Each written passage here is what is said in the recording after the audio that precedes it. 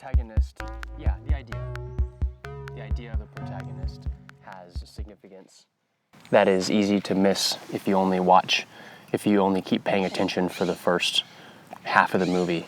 It gets tied up at the end, and it sort of neatly reflects back on itself to, thank you, make a statement about faith in one's self, which is what puts him at the center of the plot, in a very almost like a mechanistic way, which is really cool because like a lot of movies do that, commonly stories will have some reveal at the end that underscores the significance of that protagonist's story, but in Tenet it was done in a mechanistic way where the actual plot was structured around the intentions of a person, which was kind of cool. And that's something that I missed the first time around. Unbeknownst to the person making those intentions. Yeah, right, which is the faith in one's intentions, or it's acting in a four-dimensional with a four-dimensional attitude. Acting in the present with a fourth dimensional attitude. Yeah, it's sort of like a painter is actually acting in two dimensions with a three-dimensional attitude. Yeah.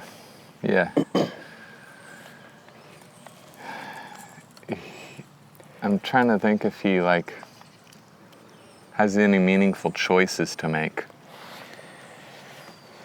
Any chances to turn away, in which his character is revealed because he chooses to go forward instead of turning away. The choice to go into the turnstile when he's in Estonia, in that free port about halfway through the movie where he goes back to Oslo to save the girl, that shows that's his character right there. That's his cowboy shit attitude. The cowboy shit, where to save the downtrodden. Right. And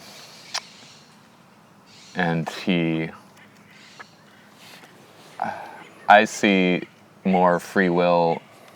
There isn't much, so it's not as good of a plot as it could be.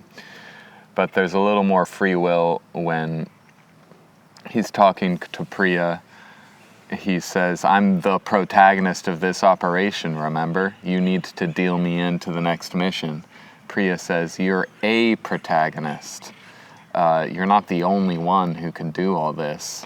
You're part of a bigger thing." And he's like, "I am the only one who can do this. It is me."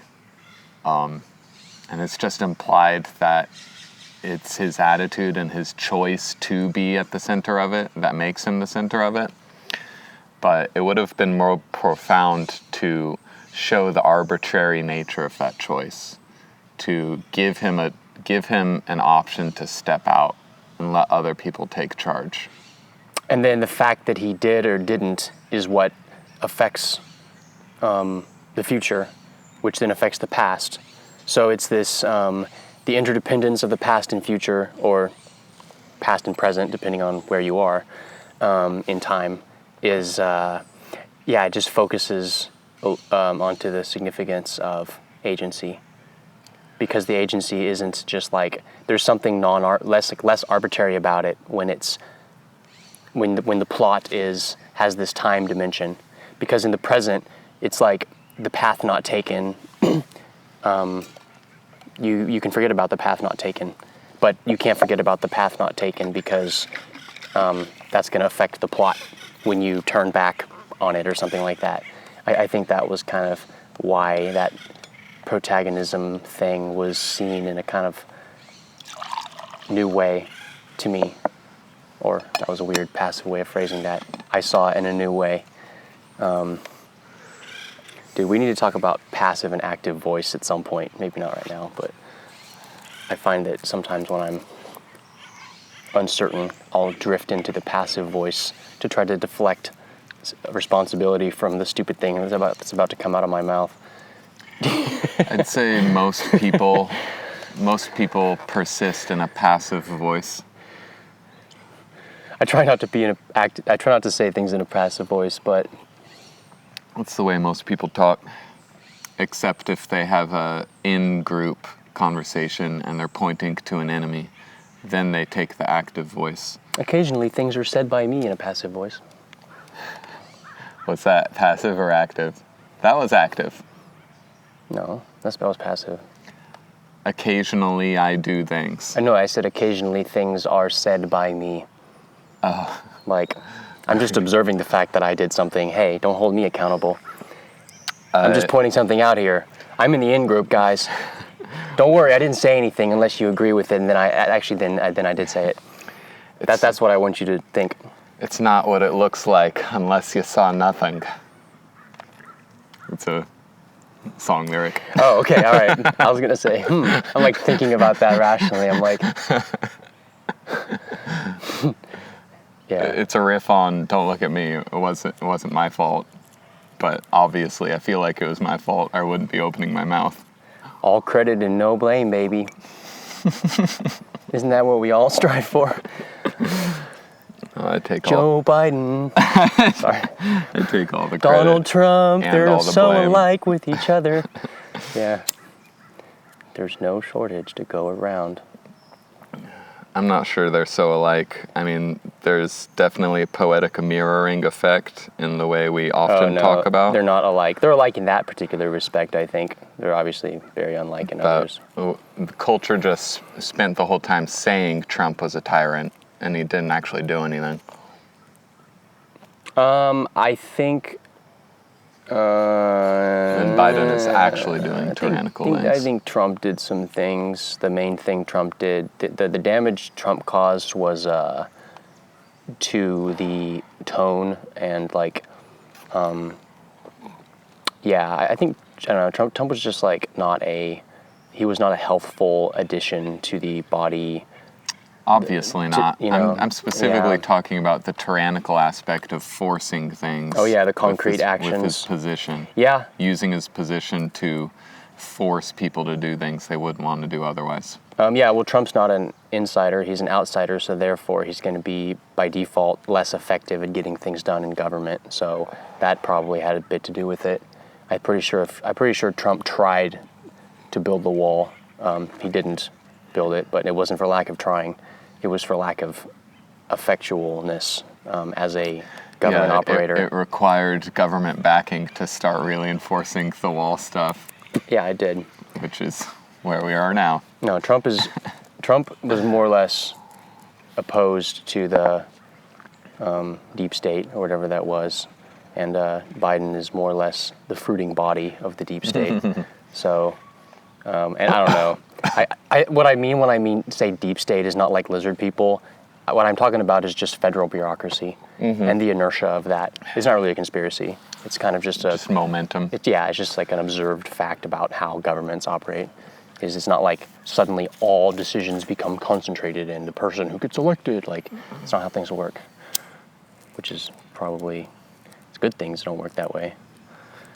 I've noticed the only arguments we've gotten into on the pod are when I take an active voice and you hedge against my active voice statements. I think I might probably be hedging against the content of your statements, not necessarily the voice, although I could be mistaken. I could have said the same things in a passive voice and you wouldn't have taken issue with them. Really? Interesting. Yeah, well, But that's a great thing about the active voice is you get to actually put things on the table that you can actually look at. Yeah. And are they right or are they wrong? Let's find out. Let's argue. We have something clear to argue about because we've stated it in an active voice. And so now the terms by which it's true or not are actually attainable. Okay, so what's... yeah, that's true. Yeah, the passive voice thing, I think, is more like a reflection of what you're talking about and how you're talking about it. I think it's more correlated with the ability to have a discussion or not, not necessarily causative of it. Like, if I am not willing to have a discussion about a particular issue, I'm going to phrase it in a way that makes it seem like I'm not inviting you to debate me on it. But whereas if I am like, I guess, ready to argue about something, I guess I'll do what you suggested, which is use the active voice and put things on the table. Because there's a kind of economy of give a fuckness that there's linguistic signals that help people subconsciously organize their kind of like quota of available things that they're willing to personally invest in. I mean, and this is, I guess, coming from a point of like, it's optional to think about this. Your brain, I think, is doing this subconsciously like all the time.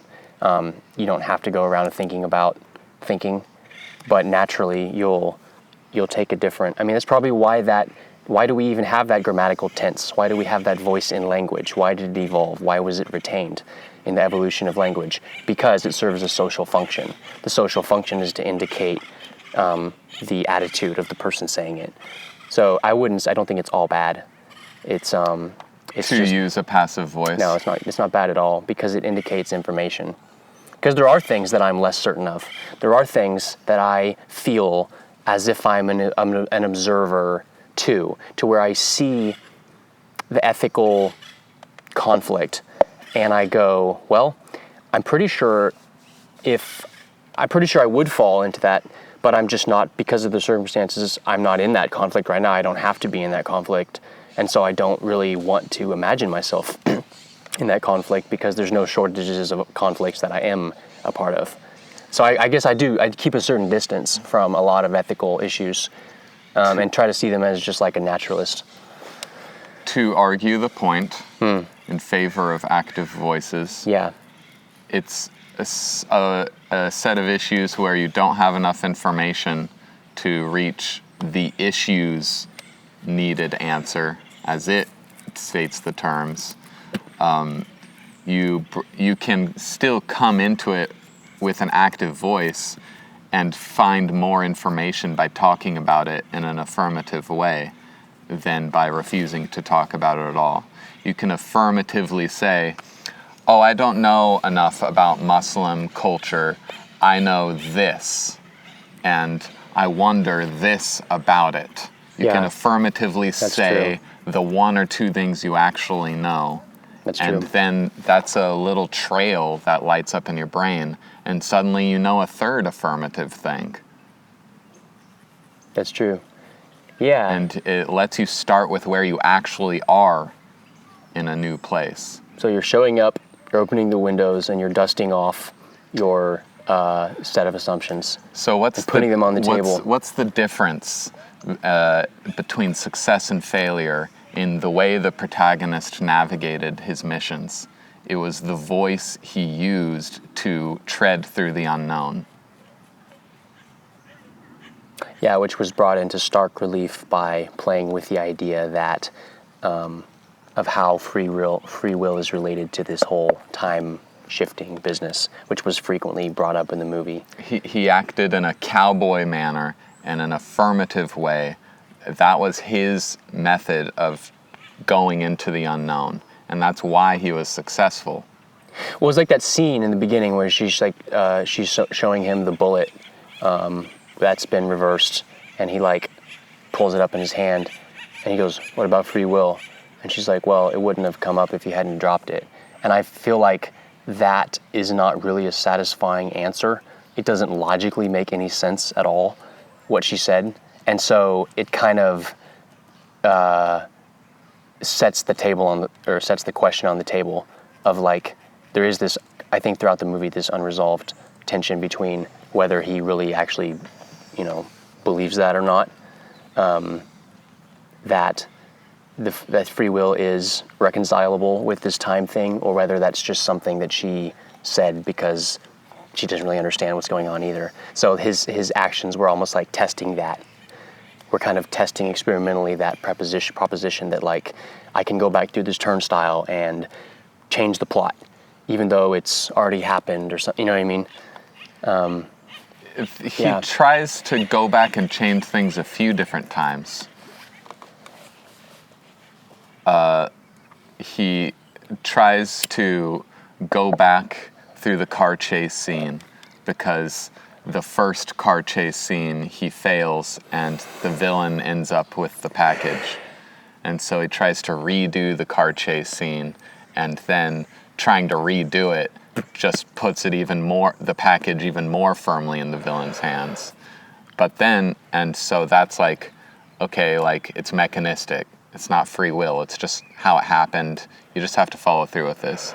But then he won't put down the issue because he tells his partner to get Priya on deck so that he can tell Priya what she needs to do to change things again.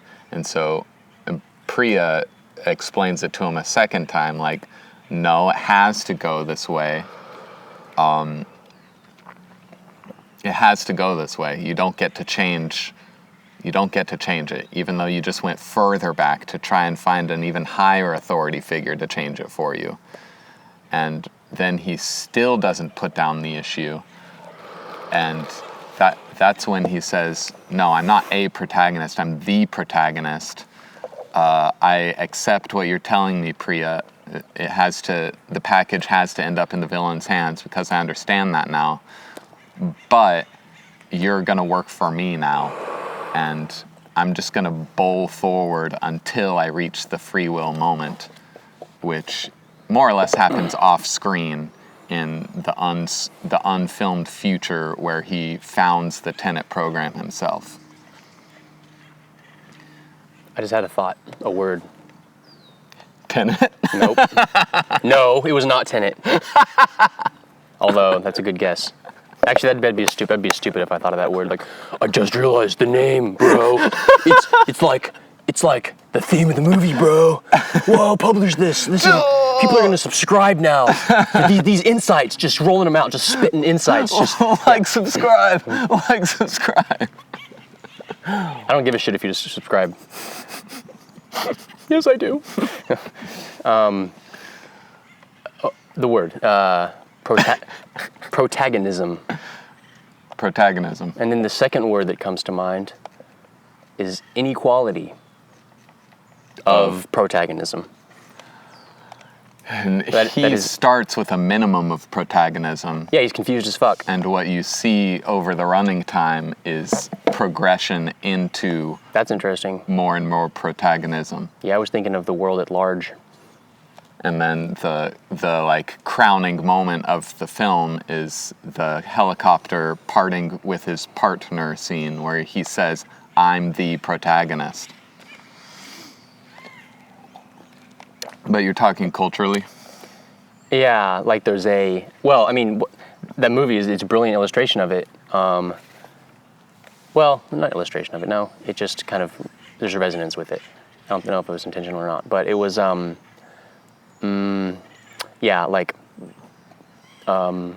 seems like protagonism is an attitude, or it's an experience, I think, even more basically than an attitude.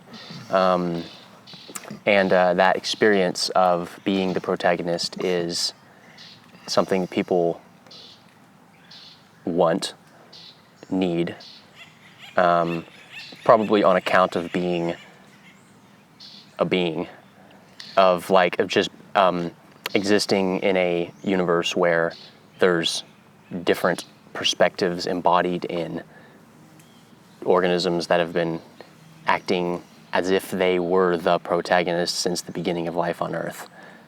Perhaps earlier if you subscribe to the whole panpsychism thing. In any case, so, like YouTube influencers, YouTube people are bastions. They're shining beacons of protagonism because it's like, I have 1 million subscribers. Yeah. And you're just like on the train. You're like, people are listening to me. I can do whatever I want. I can become the governor of California. For real. The YouTube guy, whatever that guy is, the Wall Street bet bro. Right. He's like, I can be the governor now. He wouldn't have tried to be the governor. He wouldn't have even thought he could be, it wouldn't have occurred to him if he hadn't have gotten this, hadn't gotten juiced by the fact that he's just like, people are subscribing.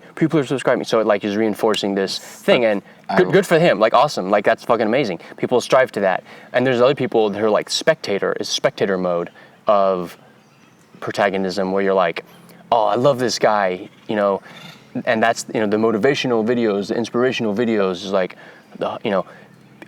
identifying with a person who is being a protagonist in their story, you want to just let some of that warmth bleed onto you and kind of give you this sense that you're a protagonist. It's like porn, basically. It's protagonist porn.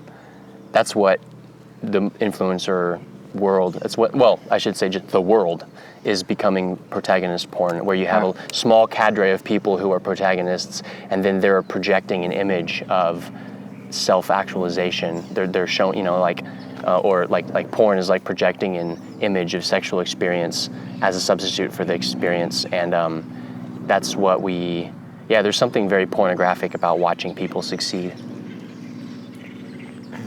I wouldn't say that the example of the influencer is protagonism at all. That's a phantom of it. Really? It requires spectators to keep the illusion up. If no one was watching, those people would not have any fuel to burn. Well, yeah, of course, but that doesn't take away from the protagonist aspect of it. If you go out and get an audience... That's the anti-protagonism. Protagonism is self-sufficient in the purest sense of the word. No one needs to participate in your you-ness for you to develop your you-ness. I'm not sure I agree with that. I think that, because what about performers, musicians? I mean, you, frontman, you have an audience. Is a musical act, doesn't it depend, isn't the audience part of the act? It's part of the act, but I don't depend on them. If I did, I would not have been able to step away from the stage to become a better composer and become a better recording artist and make music of a higher caliber. And that required stepping away from the stage and letting the entire audience die to nothing. And I grow nevertheless, and I'm a better musician than I've ever been. Sure. That's interesting, yeah. Do you think, what is your prediction? Do you think that when you get back on the stage, that energy is going to give you something that is going to feed back into your music? Yeah. It'll feed back into my independence, though, because I let everything die off except the essential self-sufficiency. And so now when other people pay into it, they'll be paying into something independent that does not have to change what I'm doing based on what gets likes and what doesn't. Well, it's like the sphere of the system. The system is expanding. If you are a music producer that produces music in isolation, and then a lot of people start listening to it, that there's still those people who like your music, is whether you're on a stage or not, are still part of the act. But they're not required. You're right. They're not required, but they're not required for it to exist. But I think that there is something that can only be manifest when things become multi-person. That the focal point, if a musician at some point stops making albums, but their history, that they've made 4 killer albums and they have a whole following and stuff. If they at some point just go done with music. I'm gonna go become a fisherman in Norway or some shit. Like, what's Swedish House Mafia? Okay. They just broke up. They stopped, and they just went and did other things in their life. People still listen on YouTube. If people still, there's still a cultural element that's going under its own momentum. And tobacco. Tobacco, yeah. So it's like you immortalize in some sense your role as the protagonist by baking it into the lives and the experiences of other people. Speculatively. Those other people could not have made any of the art in the primary sense. The art could only have been made by the artist. Yes, I agree with that. In isolation with himself. I agree with that, yes. The protagonist in this movie we're referring to literally died. No one even knows he's alive anymore. He doesn't even have a fucking name. That's the context in which he started persisted in making his free will decisions. Yeah. That's how you know he was actually self-sufficient. Because no one, by definition of his role in the Secret Service, no one recognized that he existed anymore. Yes. And he still moved forward by his own power. So the anonymity and isolation of dying, everyone dies alone. The alienation of passing through that moment where he thought he was dead was like the bottleneck, essentially, that proved his essential. I mean, well, yeah, it's even in the scene right immediately following. He's like, we had to be sure. That is a statement that you would do this even without being reinforced by anyone. Yeah, and because now you're not going to be reinforced by anyone. When I watched that scene last night, this didn't occur to me. I thought that scene where the old white dude, what is he like? He's like part of the Tenet organization. It's the first time he gets into the post dying part of the plot. I thought that scene where he was saying like we had to be sure was a statement like that we had to be sure that you're loyal to the organization. But now I'm seeing that it's actually loyal to his own self. Not the organization, because ultimately, which is poetic because it turns out that it's his thing all along, right? And these hammering home my point with the influencers. The evidence for what I'm saying that those people are not truly self-sufficient is the fact that none of them are saying anything new. Everyone is just copying everyone else's words. There are zero new ideas being circulated because new ideas require self-sufficiency, require going into the workshop where no one else is there except you and your ability to move forward without any reinforcement from the outside. That's how you innovate. That's the place where innovation happens. No one can help you do that. No, but other people. If you don't do that, you're forced to just refer to the news cycle, play games with your audience and get audience participation, give away prizes, instead of like actually making new value. Well, okay, so I guess I'm thinking of maybe we have to. When I say influencer, I guess I just am using the term to mean someone who's famous. Because it seems like anyone who's done anything recognition or paying attention worthy is influencing other people.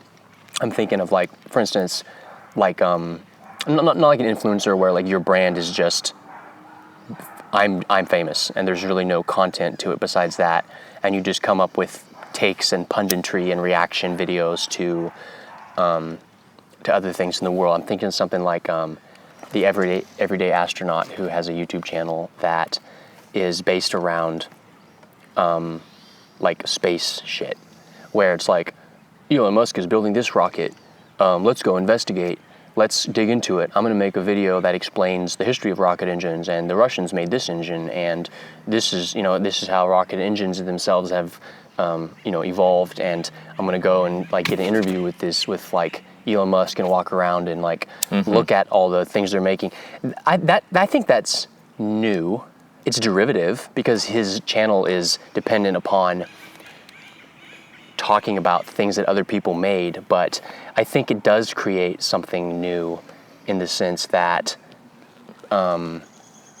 like it's an experience of people like me watching that going like, oh, that's fucking cool. I know about this now. Like a conduit between something cool that someone else made and other people is, I think, a legitimate role. Of course it's a legitimate role. Yeah. And Everyday Astronaut is more protagonist than a basic influencer like Mr. Beast, who just like gives away money and films reactions to the people who get the money. And plays video games sometimes too, probably. Cool. But that's kind of cool too. It's an art form. Do not call that a fucking art form. I think that's an art form. Yeah, it's spectacle. Sure it is. Anyway, Everyday Astronaut is more of a protagonist than Mr. Beast. Elon Musk is more a protagonist than Everyday Astronaut. More in terms of, sure, I agree with you there. In terms of generating new, novel stuff. So there's like a curve here that describes, I think what we're getting at is that there's kind of, it depends on the nature, the quality of the material, that's the thing that sets you apart from. Well, it's like low-hanging fruit versus the tippy top of the tree fruit. You know, you have to climb the goddamn tree if you want to get to the top. Or you can just, jump and try to like nip at the buds of the low-hanging branches. And naturally, there's a lot more people doing that, which is why it seems less special and is generally, it takes more effort in some way, but less in other ways. If you want to become like a standard issue influencer, it doesn't take a lot of originality to do that, but it does require a lot of persistence to overcome your competition of everyone else is doing that. Whereas if you take the narrow road, and you're going to be like, I'm going to build a rocket. Okay, well, you only have like 3 people who are competing with you in the rocket building business. Mm-hmm. So all you have to do is succeed. You don't have to worry about other people you don't have to go and try to get people to pay attention to you. People want to pay attention to you. So it's easier in that sense once you're at that point. So some more examples of the gradient that this thing occurs on is it's more protagonist of us to be exploring ideas and tossing things back and forth and trying to think further on given issues than we've been able to think before. That is true. It's less protagonist to react to the latest news cycle in front of the camera. Mm-hmm. I think so. Yeah, I like this protagonist lens. It's a lens that seems like its time has come because maybe in the past, the limited scope of your, just the size of the stage you were on was smaller, and so it's easier to find yourself naturally as the protagonist. And then I'm not sure what to compare this one against, but this pod itself is more protagonist than something else we could be doing because no one's listening. Yeah, you could be sitting in your car talking to yourself. I'm not sure what to contrast it against, but the fact that we're making this pod every week, not because we're getting reinforced for doing so, but because we decided to. Yeah, I'm doing it because it's fun. That's my reason. That's a self-sufficient reason. Yeah. Based on your personal experience with you at the center of your experience. Yeah, it's just a satisfaction-seeking impulse. If I'm honest with myself, that's why I do everything. But the difference between being more protagonist and not is the pleasure you're deriving from this depends only on you, where if it was less protagonist, it would depend on other people to be contributing to the game for you to get any pleasure out of it. It's pleasure through your own work or through other people's lenses. Yeah, that's true, because we made 40 episodes or something? No, more than that. We made almost an entire year's worth of episodes without publishing them, and they're still unpublished. So yeah, that's true, I guess, in some sense. Although I think, man, I don't know.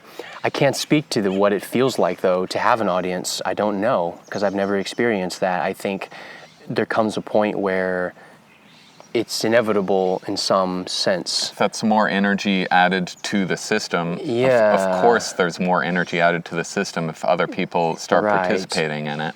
The difference is how good the show will be at that point is dependent on whether we start making the pleasure we get from it about catering to the people watching, or if we make it the pleasure about what it's always been, even when people are watching, which is about you and me talking about things we feel like talking about, independent of people's participation in it or not. That's the difference between whether success is going to be good for us or bad for us. And this is why Joe Rogan's show is the best, or is the most stable show, is because it was always an independent thing, only done for his own pleasure. And even when people started watching it, it continued to be only for his own pleasure. He still persists in making most Joe Rogan episodes very selfish conversations with other people who do martial arts and other people who do comedy. He does not care about what his audience wants to see, because most of his audience does not fucking like the comedian episodes. Yeah, I think they're boring as fuck. And the martial arts episodes. It doesn't fucking matter to him if you find it boring. He's just doing the same independently pleasure-seeking thing he's always done. And that's why he's able to keep doing the show even after he gets $1 zillion Spotify deal. That's why he's able to keep doing the show even when the mainstream media tries to paint him as a devil constantly. It's because he doesn't basically care about the reactions to the show. He only cares about enjoying himself. Okay, here's a question. Do you think that everyone is a brand? Do you think becoming a brand is inevitable? Or do you think becoming a brand could be or should be resisted when you have some level of fame? I think being a brand unto yourself or not is up to you, depending on your personality.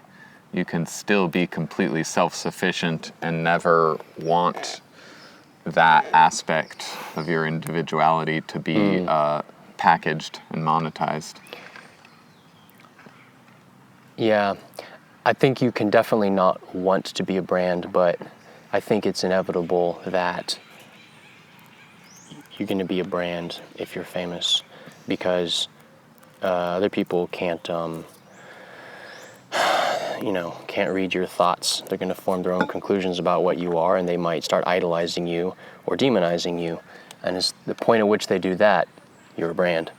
Sure. And if you don't brand yourself, this is where the ethics comes into it. This is the idea I'm playing with it. If you don't brand yourself and you don't just have the basic realization that this is the media culture we live in, then other people are going to brand you, are going to brand you.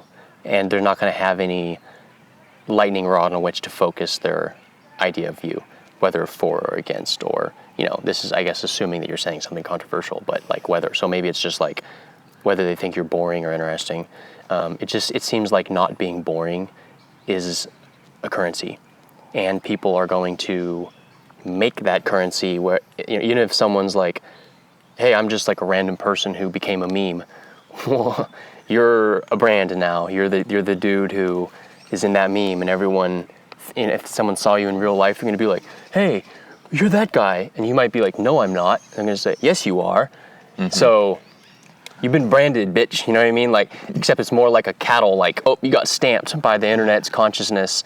Whereas you didn't even have time to react. You didn't do a lot of work underground to create something with integrity that then sort of got launched into the public sphere, so that it could have this kind of resilience. Maybe that's what you're talking about with Joe Rogan. He's just doing his own shit. He's just doing it. So it's more stable. It's less... It's more stable because it only depends on him. So in other words, the brand that he has is derivative of something else rather than what he is being derivative of the happenstance brand that emerged from the collective mind. Like his warehouse could burn down. Like all his security guards could quit. Young Jamie could quit. He has a warehouse? Yeah. What the fuck does he keep in a warehouse? What does he need a warehouse for? It's like a man cave. Is this like Raiders of the Lost Ark? It's like a man cave blown up to the size of a warehouse with toys and workout machines and stuff. Like a jet or something? And that's where the studio is. There's probably like an archery range indoors in there too. A bear in a cage and eat some illegal exotic animal. No, I'm just kidding. His warehouse could burn down. Young Jamie could quit. All his security guards could quit. That like formed the crew of his company, where like the podcast occurs inside this little nexus. Yeah. And he would still just set up an iPhone and talk to Brian Callen and publish it as his next podcast episode, because it's just what he's going to be doing anyway. It doesn't depend on any of those extraneous things that then grew out of it. I'm waiting for there to be someone to make a podcast that's like a bat cave, anonymous kind of podcast where like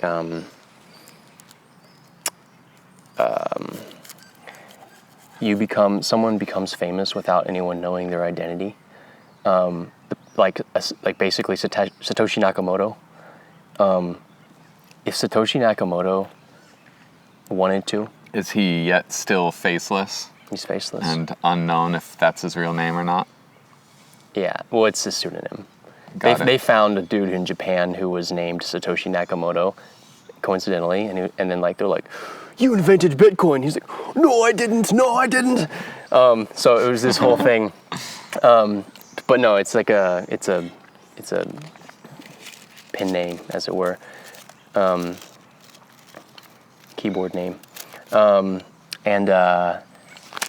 yeah, you know, he still owns, you know, assuming he's still alive, he owns the private key to, you know, the original transactions on the blockchain, Bitcoin blockchain, which, you know, so he could mathematically prove that he was Satoshi Nakamoto beyond a shadow of a doubt to the world. If he so chose, all he has to do is sign a message or move his coins and say, "This is me." So he could speak to the world as the anonymous Satoshi Nakamoto, and he could use a VPN and Tor and all sorts of like cybersecurity, you know, methods to make sure that he wasn't, you know, going to be de-anonymized. And he could have an anonymous podcast. He could say the craziest shit. He could say something like, he could be ultimately independent because literally no one knows who you are. They don't know. I really wonder if I'm waiting for there to be a mass cultural podcast where the people don't use their real name and are nonetheless famous and have power.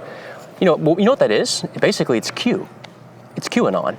Sure. That's what QAnon is an example of. Hey, I'm an influencer. No one knows who I am, and so that's a new type of thing that people think is really compelling because they think this Q could say anything. And there's no bounds on the repercussions of what this person can say. Mm-hmm. And so that's why we're excited to see what this person's going to say next, because it's a live wire. So, yeah, it's just insulating yourself from backlash can be done through just being yourself and not giving a shit, or being anonymous. I guess that ship has sailed for us, I guess. Being anonymous isn't that exciting to me. Yeah. Because that opens the door to using your free speech irresponsibly. You have skin in the game if your name is tied to it. Yeah, that's true.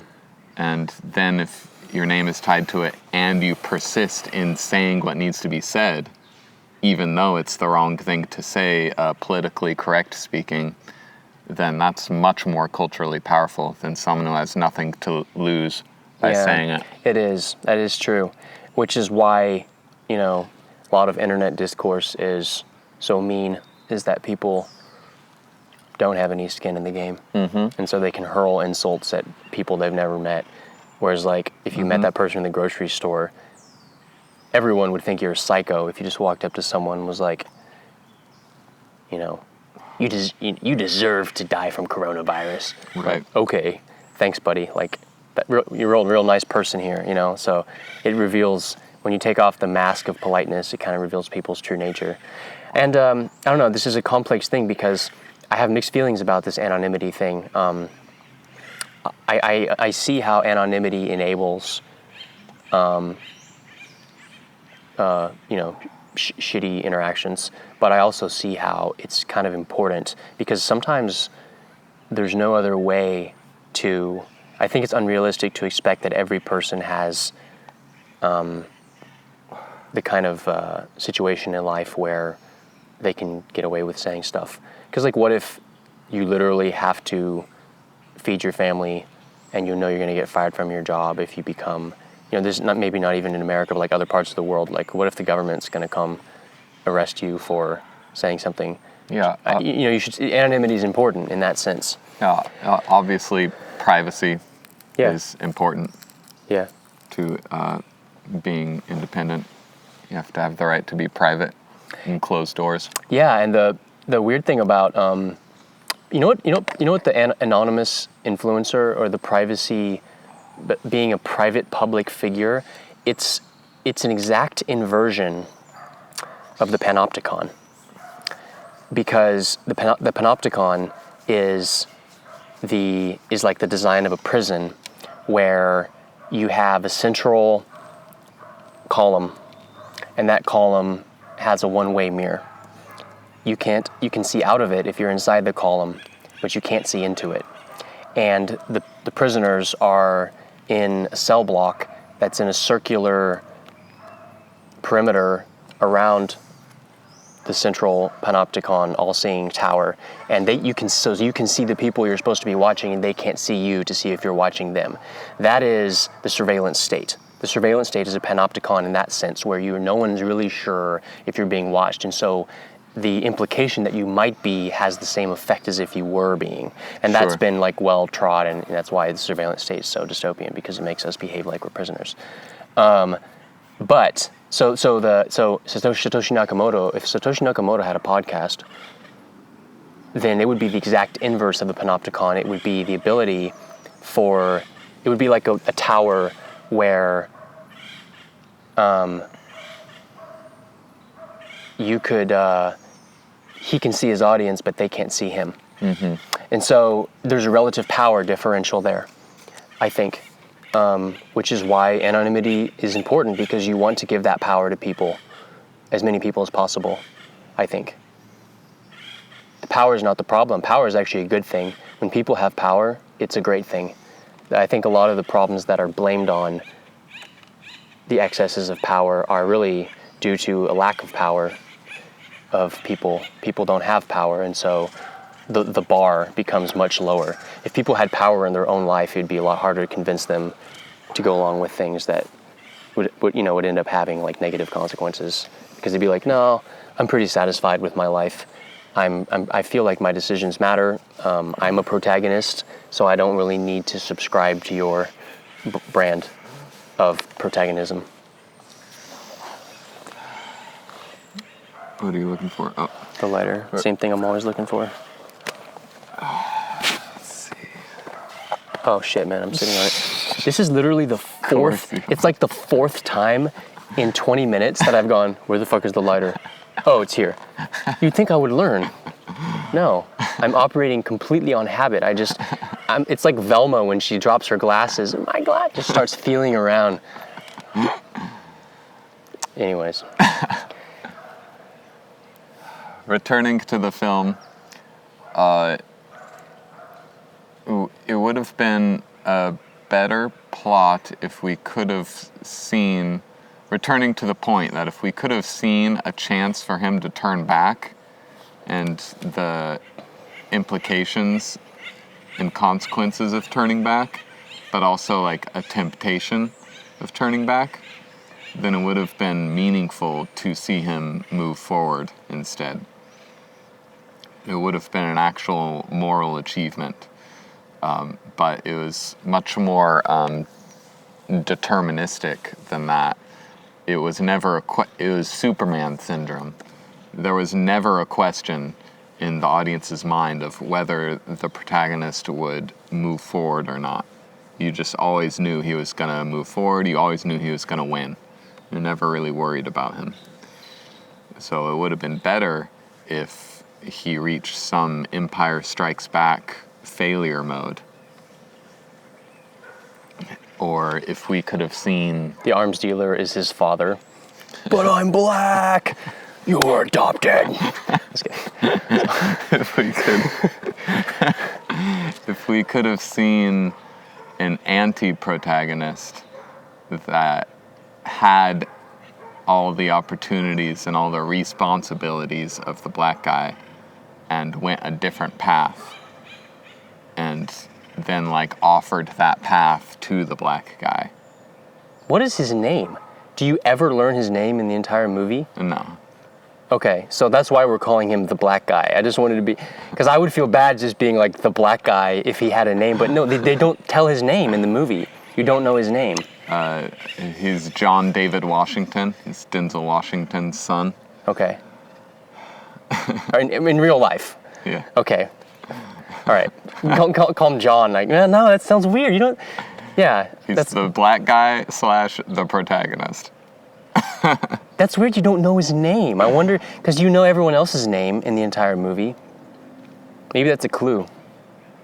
He's the one who's defining himself. I think it's laziness of script writing. Oh, really?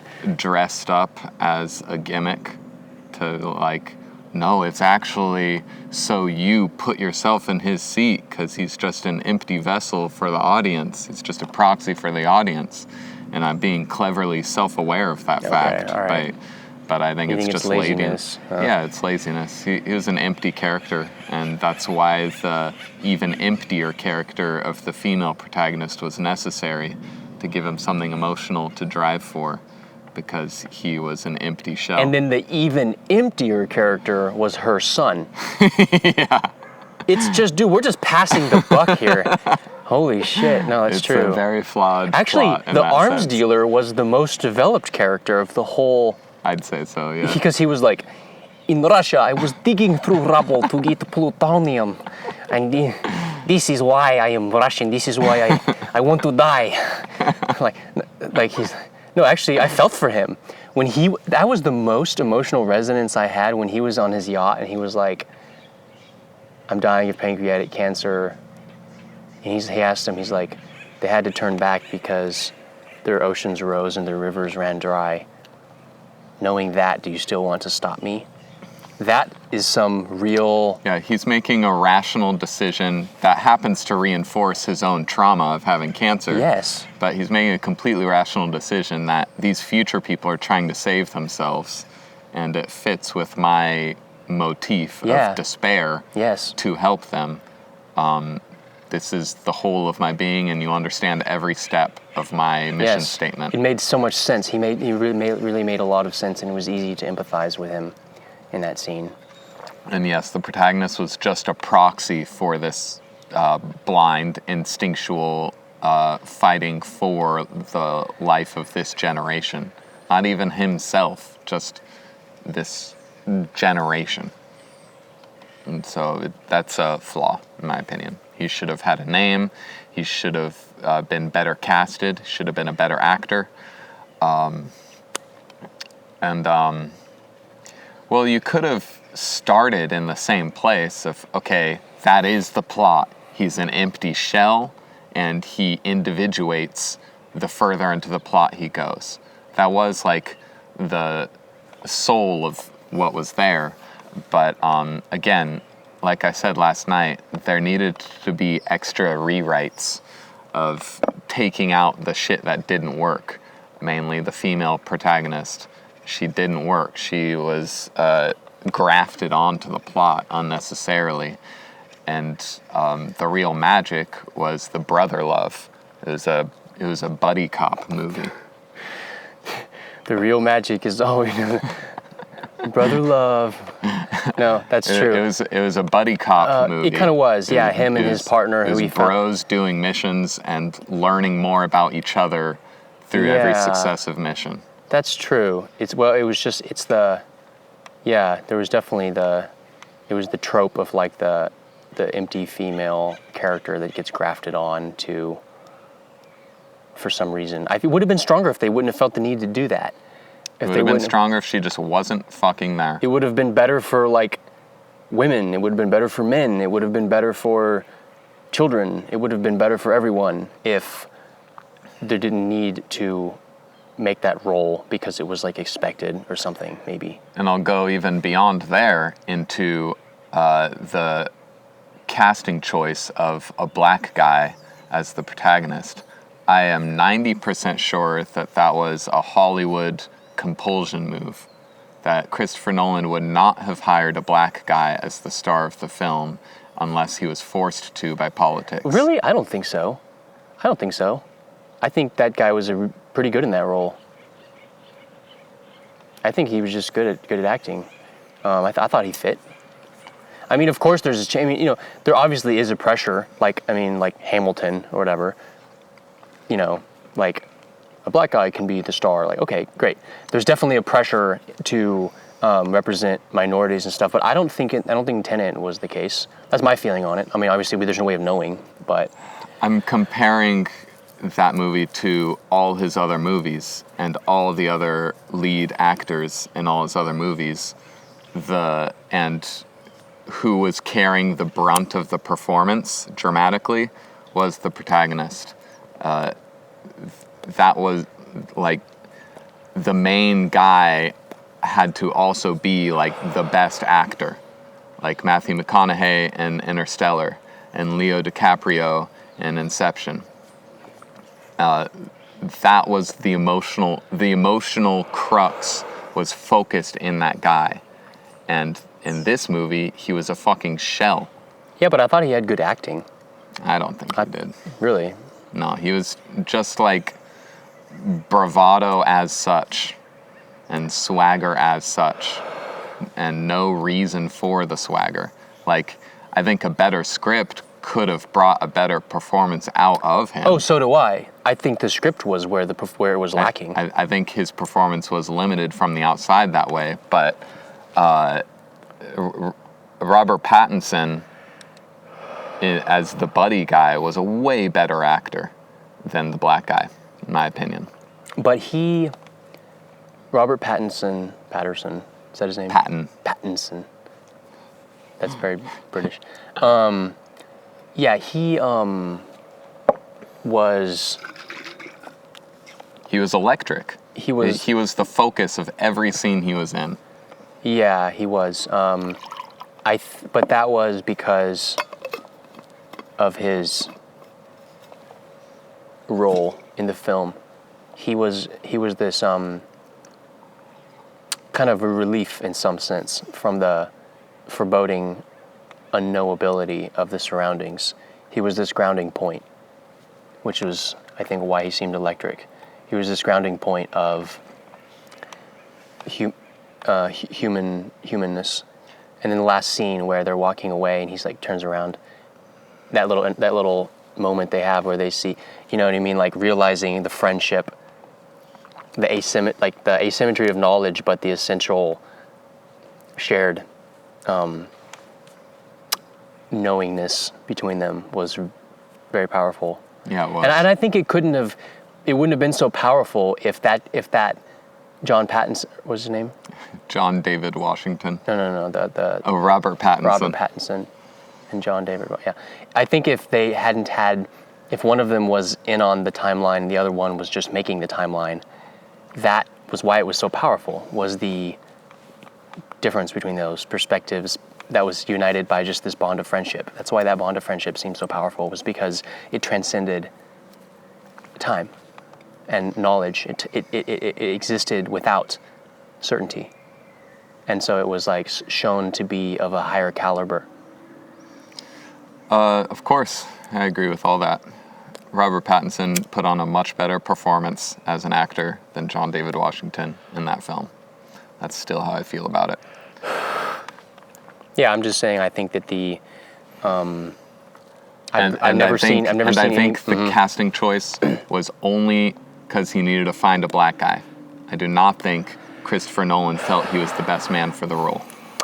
I'm not willing to believe that, because I think that is. I agree that I think it's wrong to cast someone for political reasons, but I also think it's wrong to assume that someone was casted for political reasons. I'm not willing to do that, because it feels like I'm being polarized, and I want to just look at him and go, I don't really know what happened, so I'm going to just assume that everything is non-political. I think that's incredibly naive given the knowledge of what Hollywood is doing. Like Hollywood, soon after this movie, the Academy Awards literally bar you from being able to have an Academy Award now unless you have a diverse cast. You can't have all white people or all men or all anything. It has to be this ratio of every cast member. Now, there's huge amounts of pressure. But that would if you're going to make a movie, you have to make these choices. And the protagonist of any film you make, there's a huge amount of pressure to make it a person of color. Yes, I agree with that. I mean, that's obvious. Everyone recognizes that. And I think the fact of his casting choices up to this point being the best fucking actors he could get, and then this movie being the first movie he's ever filmed where it was not the best actor he could have gotten, and it was also a black guy, and Hollywood being what it is, I'm making a 90% estimation that was mainly a political choice. And it's all the more grotesque because he's a literal fucking token. He's literally not even given a fucking name. And that's the kind of grotesque shit that Hollywood politics creates. Yeah, I guess if you, on a deeper level, it is kind of offensive that you would do that. I mean, I guess though. I mean, that's the thing though. I don't want to think of it. I don't want to be offended. I don't care. I think it's like, be that as it may. Like I can go past that. I don't know if it's building a bridge to your refusal to consider that this is a possibility or not, but he did fucking great. The action scenes, he did most of those stunts himself. His fight with himself in the Freeport, that was fucking amazing work. That was good. And I'm sure John David Washington worked his fucking ass off and completely exceeded anything he'd done in his career before by multiple magnitudes. Or orders of magnitude, yeah. Yes, by orders of magnitude, he exceeded himself to do that role. But he was not the best person that Christopher Nolan could have gotten for that exact role. It was just easier to cast him instead of someone else because of the pressure to make sure it was a black guy. So it may be that there was political pressure, but ignorance is our ammunition, my friend.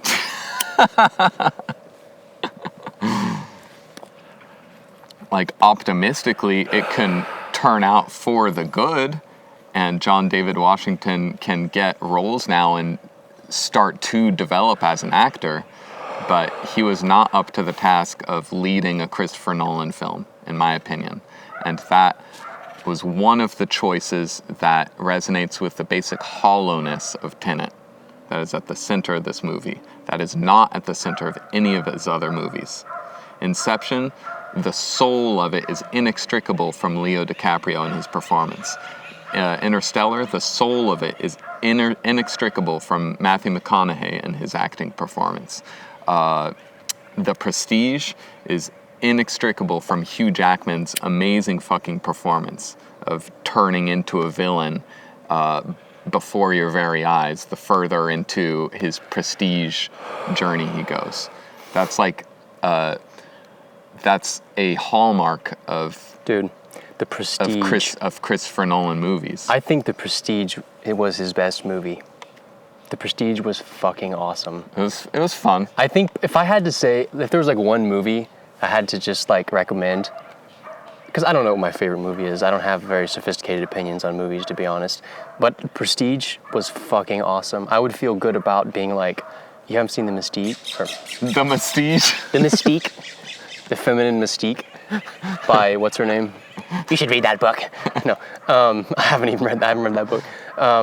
No, The Prestige. Yeah, I would feel, I'd be like, you haven't seen The Prestige? Watch The Prestige. Like, that's, because it's going to be satisfying. It has everything. There's no part of the movie where you're like, okay. Like, it's a mystery, but it's a kind of mystery that is clearly defined. You're like, the mystery is like very concrete the whole time. How do the magic tricks happen? Yeah, it's the most concrete mystery you can make. Yeah, that's the question. Yeah, it's a magic show. So it's like cool. It's like you don't even have to pay attention. You just have, it's like, you can just enjoy the magic show. Yeah, you just fucking enjoy the magic. Like, maybe I'm revealing my own just like lack of sophistication here, but I thought that was fucking awesome. It was like, it's got David Bowie in it too, which is pretty cool. He plays Nikola Tesla.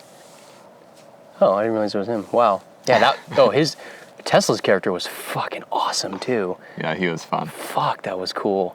Also, just like this brings me back to that, I was saying yesterday about the Nolan being like a master of these atmospheric shots, where like, I'm thinking of Tesla's lab in The Prestige, where there's just like, it's like all misty and stuff, and there's just like all these bunnies hopping around, and you're like, what the fuck? You know, just inexplicable features of a mysterious place. And yeah. His entrance onto screen is literally like the top of a hill at night, fog. There's light bulbs scattered in a grid on the ground. They all light up by themselves, and then David Bowie walks out of the darkness. Oh, it's fucking great. It's so fucking cool. Yeah, or like, or in Tenet, Nolan has this way of making me feel like the world is cool. And I think that the scene... capturing the magic of the physical world. The kind of basic high stakes enchantment of the world and of people and of society, and the kind of, like that shot that goes in on Mumbai or wherever it was that they met. Like zooming in on the tower they have to infiltrate? Yeah, and just like showing the buildings and the people milling about, and just showing like the just staggering inequality of like the street market where people, and then like the ivory tower where he goes, and and then like just the difference between like, just like the staggering worldliness of the scene is something that makes you go like, yeah. And it was in Batman. It was this kind of like, it's not even always urban, because like the power generate, like in Tenet, where like the first scene where he's out in the boat and he's like camped out in that inside of a windmill in the wind turbine thing. Yeah, like that's like, you see in that wind turbine thing, you're going like, wow, what have humans wrought?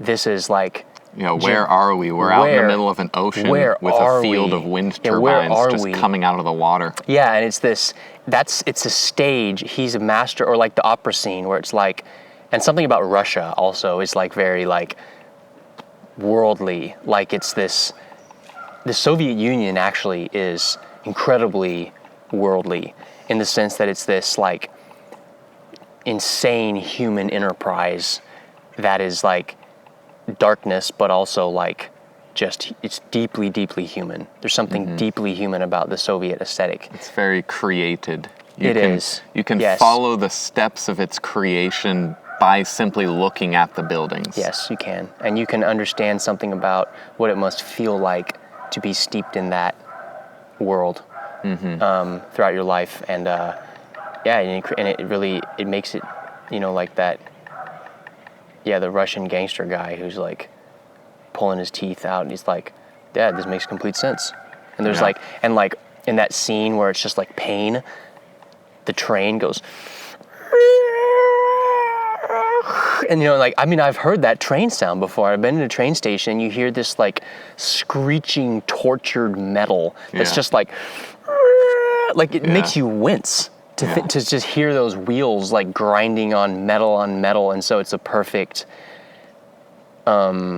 expression of the feeling of like, oh, this fucking Russian gangster is gonna fucking murder you. Right. You theoretically don't have to show the physicality of pulling teeth out. No. You just show the gesture and trains going by. Yeah, and then like later on when the arms dealer guy gets mad and he's like stabbing the chick, there's like it's like the music and it's like and it's just like anger, like it's like showing him he's like so calm and collected the whole time. He's got his like, oh, my pulse, he's like this very serene character except when he's not. So it's very hot and cold. I think a big part of it, of transmitting that experience of awe almost to the audience, is a big part because of the physical equipment he uses. Because since The Dark Knight, he's been pursuing a goal of making every single shot filmed in IMAX with IMAX cameras. And on film, I think, plus IMAX cameras. I'm not sure like what the specifics, but I think both of those things are crucial. He doesn't film digital, he films on film, and he films with special IMAX cameras. And the technology at first wasn't sufficient to let him do that with every shot of his film, but it's been this progression since The Dark Knight of the technology of an IMAX camera getting better and better and better so that they can be smaller and smaller and smaller and bring that technology to bear on more and more of the shots of the film. So it's the film grain itself that you're responding to, like the fire truck merging onto the highway plus the music. Yeah. It's like we've seen fire trucks before, but this fire truck on this highway, and a big part of that is because of the film grain and how high resolution it is. Yeah, it was pretty high res. Yeah. That's true, yeah. You could see people's skin glistening. Oh yeah, that's one of my favorite parts of the movie is John David Washington's dark skin and sweat on it. How his beard looks with the light reflecting off his beard, and I know. How he just gets lost in the shots a lot of the time. Like because he's really darkly black, he's very often just like this like silhouette kind of like cut out of the image. Kind of shiny almost. Yeah. And texturally and aesthetically, the color, his skin tone cuts this contrast against his background in a very beautiful way.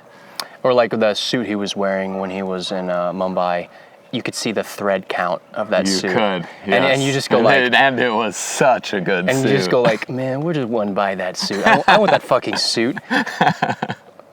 Actually, no, I feel like you have to be black to wear a tan suit, though.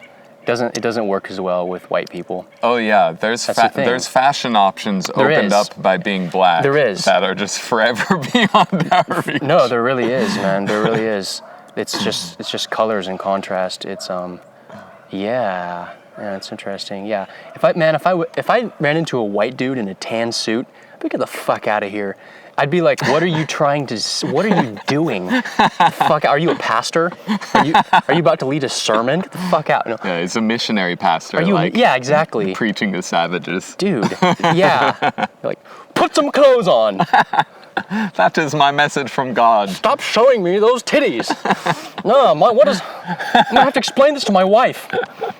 It's gonna be very uncomfortable. Get dressed. Jesus. Oh, that brings me to the whole... Another who who John David Washington was talking to when he was in the restaurant. The British guy, the British intelligence guy. Michael Caine. Yeah. I'm so glad you know who these people are, and I don't have to just fucking just describe because I don't know who they are. But yeah, his British mannerisms where he was like, like, I'm British. Well, I'm about to say something that's extraordinary. Yeah. You know what I mean? Like, extraordinary. If someone says that word, you go like, okay, well, we know what kind of person you are. Yeah, that's a crucial shorthand in Hollywood cinema specifically. Is you're playing your paintbrushes are stereotypes. Sure. That's the paint strokes you're using is archetypes, stereotypes, Sure. pop culture artifacts, and movies that have already happened and references and stuff. Yeah, like the Italian boat scene where he was, that's paying homage to. And the whole movie is just the espionage movie. Yeah.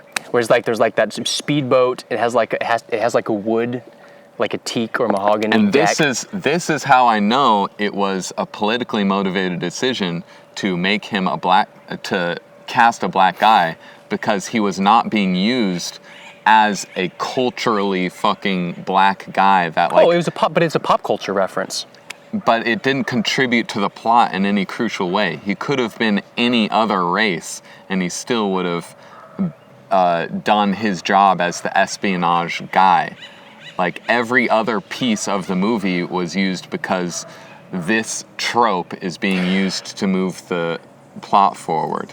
And his blackness was left unleveraged.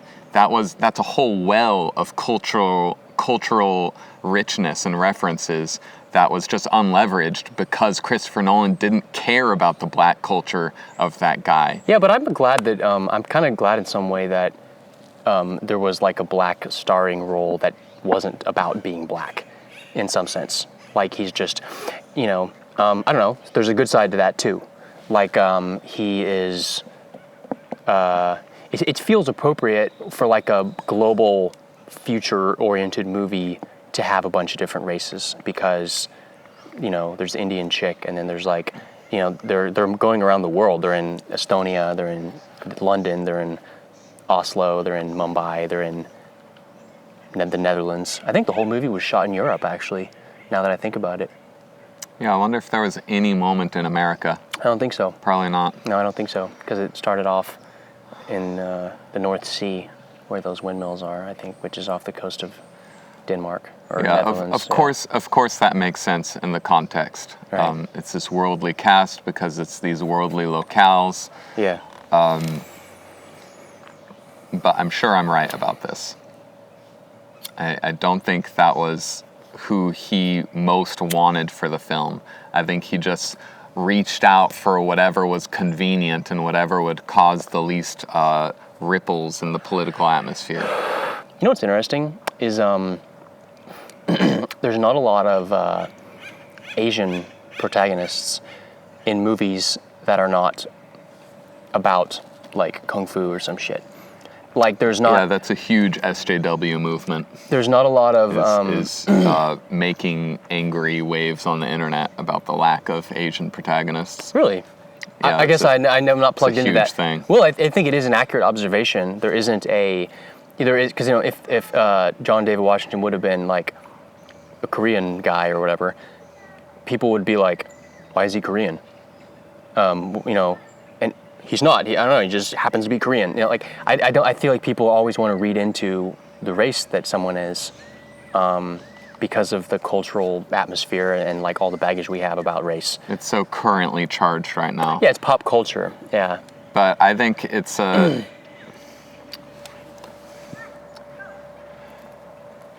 It's a missed opportunity, and it does not serve the movement of presenting powerful black people. Because it wasn't a voluntary decision of Christopher Nolan's need for this guy. Like, Christopher Nolan doesn't natively choose people that aren't white, really established, really skilled actors. That's what he does. Maybe he just wanted to change his mind or something. Maybe he. Sure. I don't know what his vision is. I'm sure that inspired a lot of new creative stuff. even just on the surface visual level, a lot of the shots were so much more interesting because the focus of it was a really attractive black guy. Yeah. But again, those leading roles of a black guy or a Korean guy, or a white guy or a white girl or whatever, like, need to be motivated by the director's selfish desires to tell his own story. It can't be arbitrary. I don't think anything should be arbitrary in your piece of art. And the one thing, like, to have an arbitrariness to the lead fucking character of the film is so against every other movie he's made, which is why I'm making the assumption I'm making. Sure, I understand why you're making your assumption. I maintain that I am unwilling to think of it in those terms because it feels like that I'm allowing my own appreciation of the film to be politicized, and I don't want it to be. So I'm gonna just assume that Nolan made that choice and take that at face value. I feel like that's like it's like the idea of like that's where we have to end with. Well, we have Tenet in front of us, yeah, and take it or leave it. Yeah. It's the way it is. Yeah, it's and obviously we both are taking it and not leaving it. And oh, no. Obviously I fucking love Tenet. You've seen it 6 times, yeah. But this is Right. a flaw of the movie. Sure. Like, it would have been a better movie if it was intentionally a black guy. Like, for a reason. For a selfish, director-based reason. And it wasn't. Maybe. I see what you're saying. Yeah, I guess I'm just, what does that come back to the Tenet quote? It's like, the only way to, something you actually highlighted that last night, the only way to play this game is to not, how does it go? The only way to play this game is to not know, or the way to lose. This is a cold war, colder than ice. Yeah. To even know its true nature is to lose. There you go. That is what I feel about political, race-based fucking choices about things. The only way to, you lose by thinking about that. Whether or not you're against it or for it or whatever, I just don't want to think about that because I think that I'm going to see the best in his performance and I'm going to see the best in Nolan's choice. I really don't know. I don't know John David Washington. I don't know Christopher Nolan. So, yeah. I'm going to keep... It's Christopher Nolan, right? I'm going to keep going on this conversation. It's Christopher Nolan, not Jonathan Nolan, right? I think Jonathan Nolan is his brother. Right, that's what I thought. And his best films are when Jonathan is writing the script. Okay, thank you. Because I'm always unsure, and that's why I always say Nolan. Because I'm not sure if it's Christopher or Jonathan. The best movies are written by the Nolan brothers. And that's a big part of why the script was kind of like non-understandable and not always a good script either in this movie. It's because Christopher Nolan wrote it, not his brother. Do you think the Nolan brothers and the Coen brothers have ever been on a double date? I hope so. Because I hope so too. Missed opportunity. That would be great. That'd be weird. Toss the Wachowski people in there too. I don't know who they are. They're no longer the brothers because at least one of them is trans now. But the Wachowski brothers made The Matrix. The Wachowski siblings? Wachowski siblings? Yeah. Okay. That's cool. What's the Brother, Where Art Thou? Fantastic movie. I never watched it. Oh, I think you'd like it. It's fucking great. I got like 5 minutes in one time and just didn't. Really? The railroad scene didn't? I don't remember anything about the 5 minutes I watched. Oh man, you gotta persist. It's fucking great. Musically, that movie is amazing. I'm gonna keep going into the conversation you don't want to be having and use the example of the importance of a director being able to make their own casting decisions, not pressured decisions of politics. I'm gonna use the example of Daisy Ridley in the lead role of the new Star Wars movies, where that was... the strong female character who had no personality? That was a completely politically motivated casting choice. That whole movie was a train wreck, man. Even plot continuity-wise, I couldn't tell you what happened. is fucking terrible. And it was awful. Yeah. And if the stated purpose of these political choices are to empower women, the complete opposite happened by portraying this Mary Sue character who achieves nothing by the Superman syndrome. Mary Sue character? The Superman syndrome. Oh, is Mary Sue like a character in Superman? No, Mary Sue is referring to a character that gets powers for no reason. Interesting, yeah. And doesn't have to earn them. I'm just Mary Sue, and I just find myself in this situation. Just win. I'm not sure why, right. except because I have to win for the plot to work. So it's kind of like a creeping tokenism kind of thing. It's tokenism. Yeah. She's a token. She's not a real person.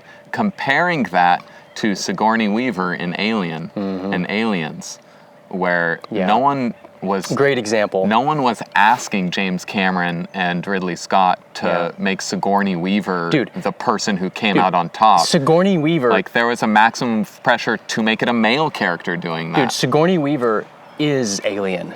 She's not in Alien. She is the whole fucking movie. She's the soul of it. She's the fucking soul, and she carries the fucking film. That's true. She carries both of those fucking films. That's a good And example. there's no politics about it. There's no againstness statement of fuck men because Sigourney Weaver is gonna come in and take charge. It's just a woman being fucking powerful. And she fits in that role because of her character.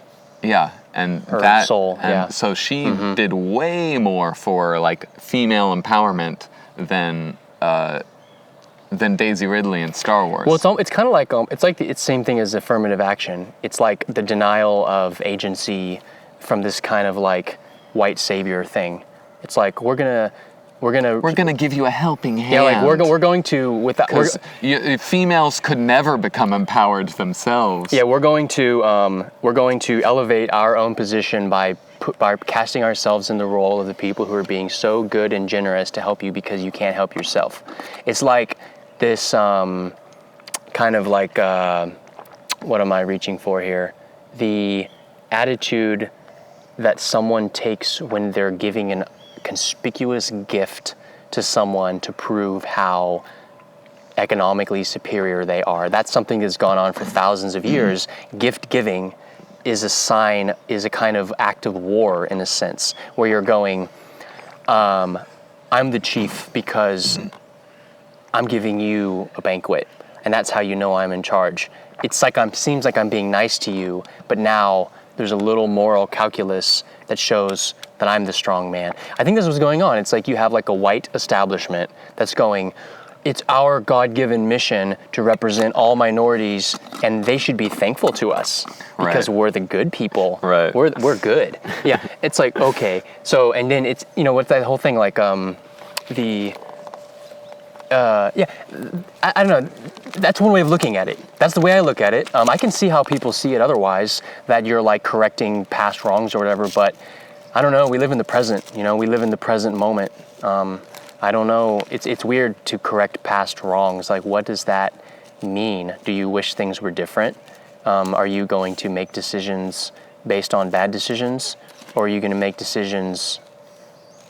just make decisions? Are you gonna, because in some sense, if you're kind of holding on to a script of the past, you're giving up a bit of agency, and you're taking agency from other people by sucking up all the air in the room, by kind of saying what you think is important. Maybe people who, maybe if you're a minority, you resent that a little bit. I'm sure there's some that do. I'm sure there's some that don't. I think. It's kind of on an individual basis based on if you generally value the ability to succeed in your own merits or not. Not everyone does. Most white people don't. Most humans don't. I'm trying to think of black protagonists in other films now. I'm having trouble thinking of them. I've got Blade in the vampire movie, Wesley Snipes. Haven't seen it. He's this half vampire. Vampire hunter, and he's awesome. It's a cheesy action movie.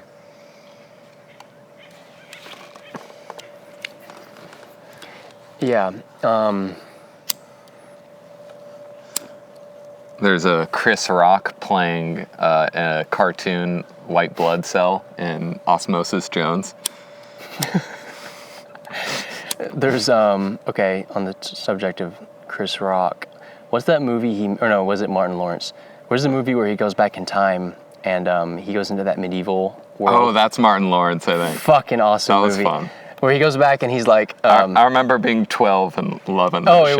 It was like, it's the greatest movie for a kid because it's like, you have like this like Air Jordan dude. Yeah. Goes back and like that was fucking amazing because his character just clashed so much with the... Yeah, just wearing a basketball jersey. And everyone's just like, wearing these pointy like metal shoes and like prancing around like... Yeah. It was fucking awesome. Also, there's no black people in Lord of the Rings. Or is there? But then that'd be kind of weird because, like, that would seem really... That'd seem really weird. Oh, wait, no, the mercenaries.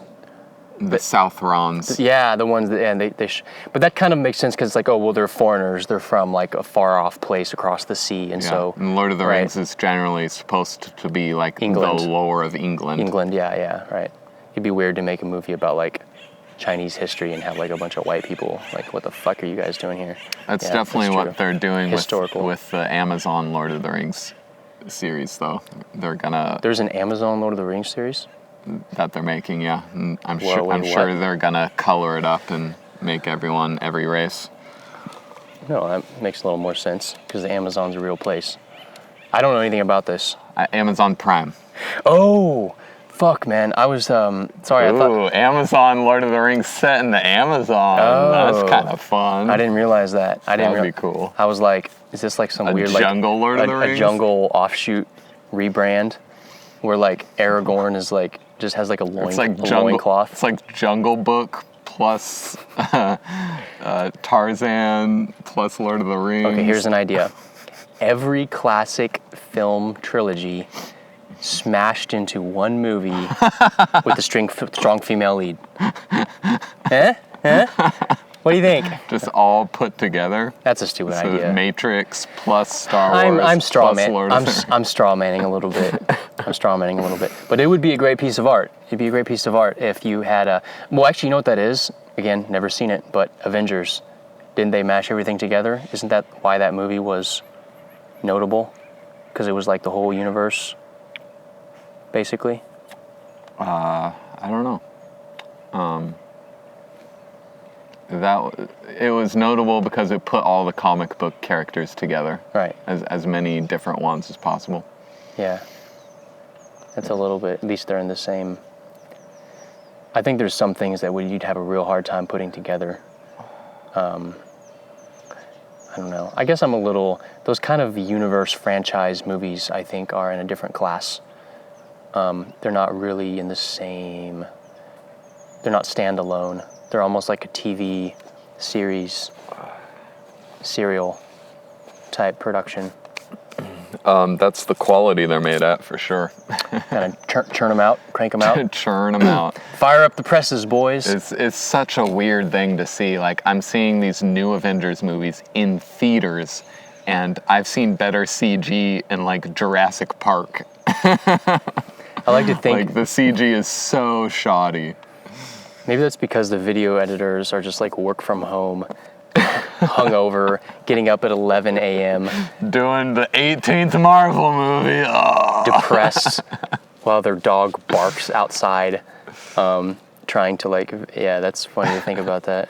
And then like uploading like a 160 gigabyte file that must be miserable, man. It must suck to be a video editor.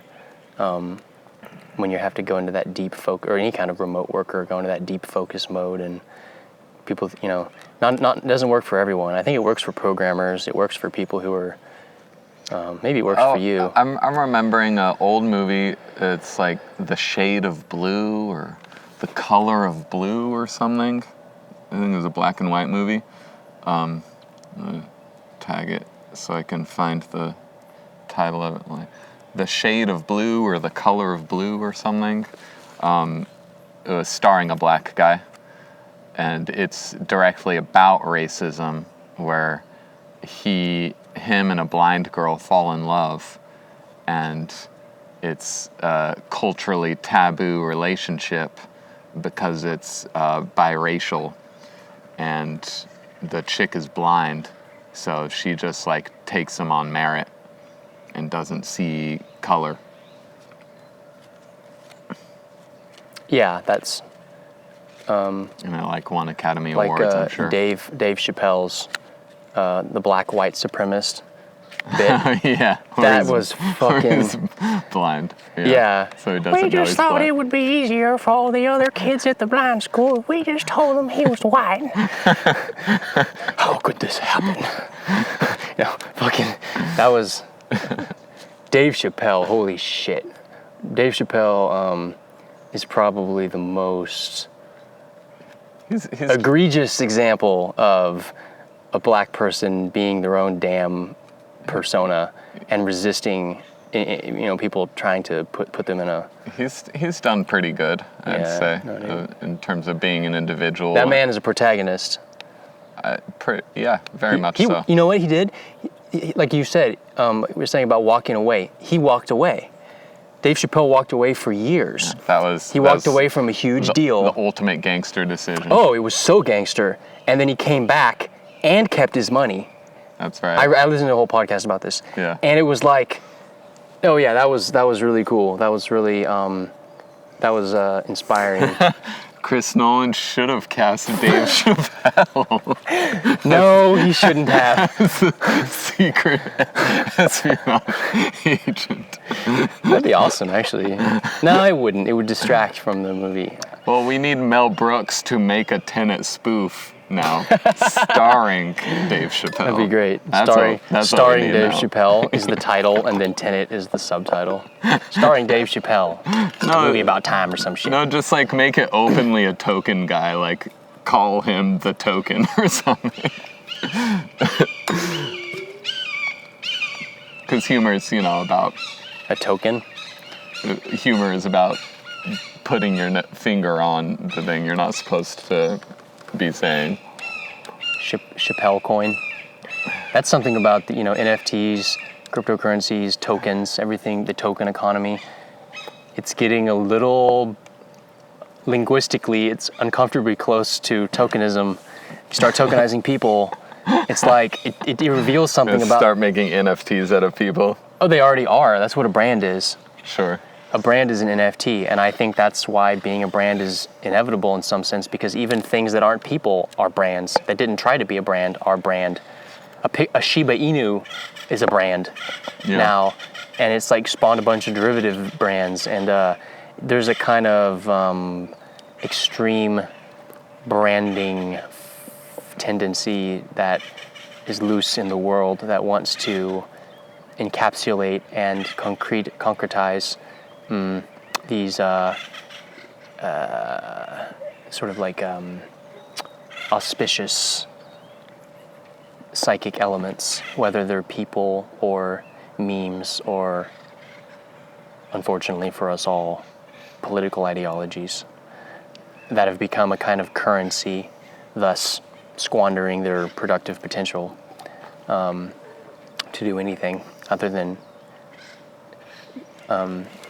discriminate oneself from other things. That's what tokenism is. It's a flattening. It's making something fungible, and in order to make something fungible, you have to flatten it, because fungibility, in its essence, is the ability to swap one quantity for another quantity and have no loss of information. And I'm not sure how relevant it is, but I'll tell you my attitude towards this phenomenon of like taking that branding process for granted as an artist, that's going to happen, and getting in the middle of it and taking charge of it, and deciding what gets to be branded and what not. Like, you don't get me, the public doesn't get me, doesn't get what happens behind closed doors. They just get my portrayal that I choose to give them. Yeah, your friends get you because that's why they're your friends. Yeah, but the public gets my product. Sure. And that's all they get. Yeah. And so that's what gets flattened, is things that I've specifically made for the purpose of getting flattened and being fungible.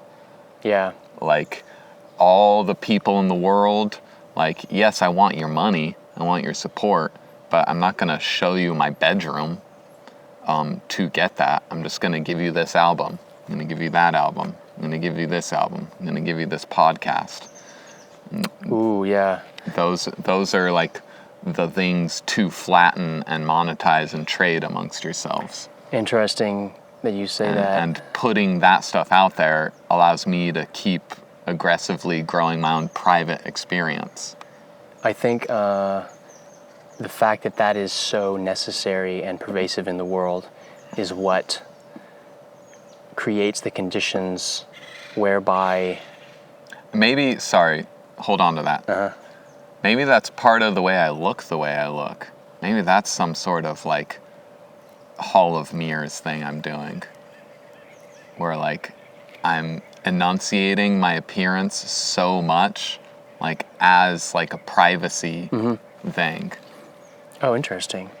That seems counterintuitive. Like I'm presenting as I don't know what gets presented by seeing someone who looks like the way I look. A freak. A freak, yeah.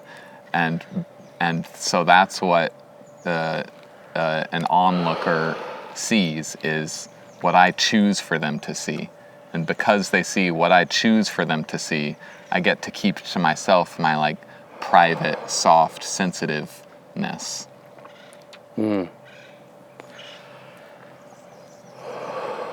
Yeah, I see what you're saying. Certainly, I can see that. But I interrupted you about like making flattened like products out there. Well, I was thinking that maybe because of so many, just the quantity of flattened products that exists, it's creating a niche for intimacy porn. Right. Where ASMR is an example. Super hyper candid, like TikTok content is an example of that. It's filling a niche where people want to feel like you're just their friend talking. They're just your friend talking to you. They're not your friend. They're a complete stranger. They don't know you exist. But emotionally, you get the feeling that you're being let in to someone's private space, laying down on their bed, and they're whispering in your ear. And that is something that's direly missing from many people's lives, especially coming off of a year of forced social isolation. So people are making products out of that. Yeah, exactly. We're making a product to fill the need created by there being too many products, and thus is the cycle of the world. It's an ecological progression, in fact, where you just have niche creation on the heels of niche fulfillment. And that is the inherently dynamic, recursive nature of ecological processes. And it plays out in any domain that it can get into. Any domain. A domain is almost like the things that comes before niches. And then once a domain is established, like the biological domain or the mimetic domain, once there's the substrate upon which ideas can form, the ideas start filling spaces, which then creates higher dimensional spaces, on and on and on and on and on, until a saturation point is reached, which then calls for the almost miraculous creation of a new domain, an orthogonal domain, in which ecological progression can continue. In biological terms, human beings represent the leap into the time domain of consciousness. And from the natural physical domain. And then movies and then time. Cinema represents the leap of the conscious domain into some sort of consciousness writ large, kind of like archetypical consciousness. And then a movie like Tenet is filling the niche, of that something that it's hard to articulate because it's on the leading edge, but it's like a, it's playing with time even more. It's centering time as the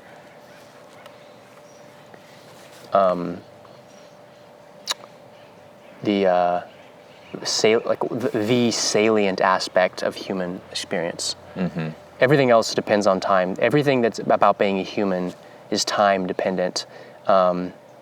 That's not to say that all people's experiences, all experiences are time dependent, because I think a vast majority of experiences are not time dependent, but those are the things we have in common with animals. Feeling, emotion, aesthetics, beauty. I think animals have those things. Right. They perceive... It's a distinctively human thing to make arrangements in time. The ego, conscious ego, self-reflective consciousness is time dependent, because there has to be ideas built out of prior experiences which then inform your present state. So there's a time binding quality to human experience. That's something that Robert Anton Wilson honed in on, was the time binding circuit, because he was kind of riffing on Timothy Leary's 8-circuit model of consciousness, Timothy Leary was riffing on the Tibetan Book of the Dead, or who knows what the fuck Timothy Leary was doing. But Robert Anton Wilson was riffing on Tim Leary's model of consciousness, which had this notion of a time-binding rational. He identified the time-binding circuit with the rational mind, which was the tendency of humans to want to create abstractions of their non-abstract direct experience. And it's funny to see how the word I just keyed me in on it. The word direct experience, lived experience, the reason that's become such a buzzword and so politically salient is probably because of just like a lack of intimacy. People feel like they have a lack of direct experience when they're just watching so much content of other people's lives. And so they go, direct experience is valuable. So then that becomes like a term that gets thrown into the political blender of, words that you say to signal things or whatever. But it is interesting, despite the fact that it's been blended, direct experience is a very compelling thing. The best movies are the ones that evoke the experience in yourself. And Tenet did that for me, certainly. I was thinking about my own life when I was watching the movie. Oh, cool. Which was something that is, not every movie does that to you. A lot of movies will put you into a kind of like, gee whiz state of mind. Where I'm like, if I watched like RoboCop, I'd be like, cool. Yeah. But I'm not like thinking about my life. Yeah. I'm not thinking about my choices, my priorities, my aesthetics. I'm not thinking about that. So that's some credit to that movie, Tenet. Should we call it? Let's call it. Cool.